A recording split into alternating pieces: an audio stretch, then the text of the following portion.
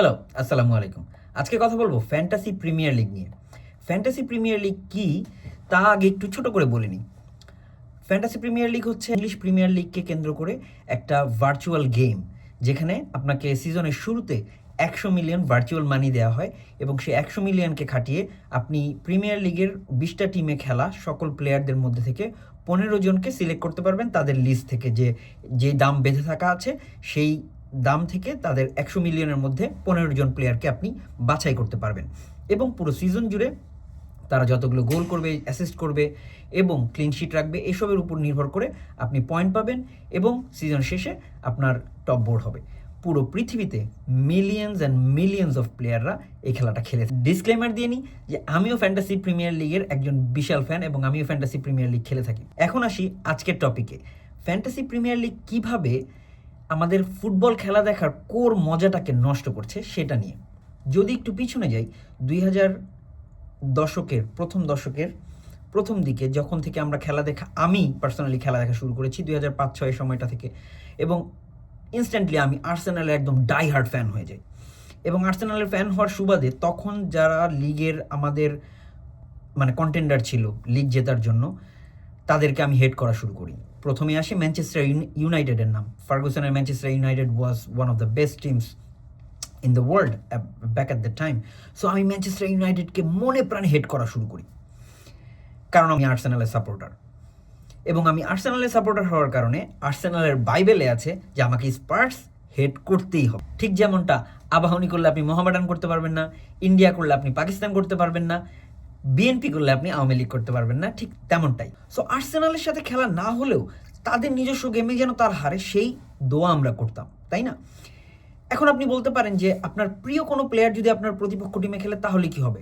না, যখন আপনি ক্লাবের প্রতি ডেডিকেটেড, আমরা ক্লাবের প্রতি এতটাই ডেডিকেটেড যে আমার সবচেয়ে প্রিয় প্লেয়ারকে মেসি খেলতো বার্সেলোনার হয়ে, কিন্তু বার্সেলোনা যখন আর্সেনালের সাথে খেলবে আমি আর্সেনালের সাপোর্ট করতাম।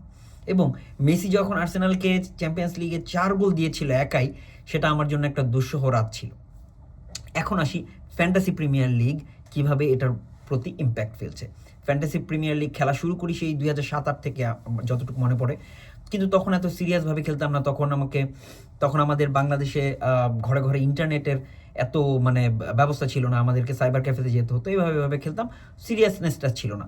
তারপরে আস্তে আস্তে সিরিয়াসনেসটা আসে এবং ম্যাচ বাই ম্যাচ আমরা খেলা শুরু করি। এখন যদি আপনি ইউটিউবে গিয়ে ফ্যান্টাসি প্রিমিয়ার লিগ বা এফপিএল লিখে সার্চ দেন, তাহলে দেখবেন শত শত চ্যানেল যারা তাদের টিম নিয়ে কথা বলছে। ফ্যান্টাসি প্রিমিয়ার লিগ নেক্সট সপ্তাহে কারা খেলবে, কাদেরকে কিনলে আপনার সুবিধা হবে, কাদেরকে বেচে দিতে হবে, কারা ইনজিউর্ড, কাদের পয়েন্ট পাওয়ার সম্ভাবনা বেশি, ক্লিন শিট পাওয়ার সম্ভাবনা বেশি, কাকে ক্যাপ্টেন রাখবেন, ইত্যাদি ইত্যাদি হরেক রকমের ভিডিও।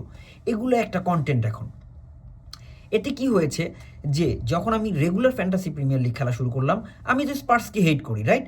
কিন্তু আমি চাইবো স্পার্স যেন হারে, কিন্তু আমার ফ্যান্টাসি প্রিমিয়ার লিগের তৎকালীন সময়ে লিগ সর্বোচ্চ গোলদাতা, লিগে সবচেয়ে বেশি পয়েন্ট পাওয়া প্লেয়ার ছিল হ্যারি কেইন, যে কিনা স্পার্সের প্লেয়ার, আমার তাকে নিতেই হবে। হিউং-মিন সন, তাকে আমার নিতেই হবে।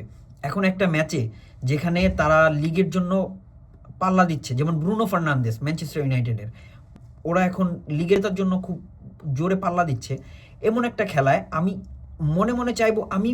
মনে প্রাণে চাইবো যে ম্যানচেস্টার ইউনাইটেড হারুক, কিন্তু আমার মনের কোনো একটা জায়গায় মনে হবে যে ব্রুনো ফার্নান্দেস একটা গোল দিলে বা একটা অ্যাসিস্ট দিলে ভালো হয়। আমি মনে চাইবো যে ম্যানচেস্টার ইউনাইটেড যত হারে বা ড্র করে, কিন্তু ব্রুনো যেন একটা গোল দেয়, ব্রুনো যেন একটা অ্যাসিস্ট করেন। এভাবে খেলার মজা কতটাই নষ্ট হয়ে যায়। এবার আসি নিজ টিমের কথায়। আর্সেনাল নিয়ে উদাহরণ দিই। ধরুন আমার টিমে সাকা আছে এবং সাকাকে আমি ক্যাপ্টেন দিয়েছি এই ম্যাচের জন্য, এবং এই ম্যাচে তারা একটা সহজ প্রতিপক্ষের সাথে খেলছে। আর্সেনাল 4 গোল দিল এবং 4 গোলের মধ্যে অন্যান্য প্লেয়ারদের নাম আসলো, হ্যাভার্টজ, গ্যাব্রিয়েল, বিভিন্ন প্লেয়ারদের নাম আসলো যারা গোল করেছে, কিন্তু সাকা কোনো গোল কিংবা অ্যাসিস্ট কিছুই করেনি, সে মাত্রই 2 পয়েন্ট পেল। আমার যেখানে চিৎকার করে আনন্দ করা উচিত যে ইয়েস জিতেছি, বা একটা শক্ত প্রতিপক্ষের সাথে হলেও যে 1 গোল দিয়ে জিতেছি বা জিতেছি, কিন্তু গোলটা সাকা দেয়নি বলে মনটা একটু হলেও খারাপ হয়ে থাকবে।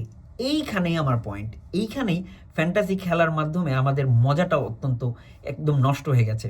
আমরা খেলা দেখার মাঝে এখন পয়েন্ট চেক করি, মোবাইল চেক করি। খেলাটা একটা 90 মিনিটের খেলা, এটা ক্রিকেটের মতো এত লং খেলা না। তারপরে আমরা সারাক্ষণ পয়েন্ট চেক করি যে কে কতটুকু কে কতটুকু দিচ্ছে।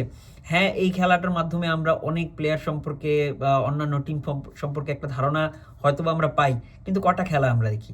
আমরা মনে মনে চাই যে আমাদের ওই প্লেয়ারগুলো ভালো খেলুক, তারা যত শত্রু প্রতিপক্ষই হোক না কেন, তারা ভালো খেলুক, তারা কিছু পয়েন্ট পাক। এতে করে আমাদের যে রাইভালরিটা, যেই খেলা দেখার যে ফান, তীব্র আনন্দ, সেই জিনিসটা অনেকটাই কমে গেছে আমার মনে হয়। যাই হোক, তারপরেও fantasy premier league is actually fun. So যারা খেলেন তারা তো খেলেনি, বাট আমি আমার বিশ্লেষণটা শেয়ার করলাম।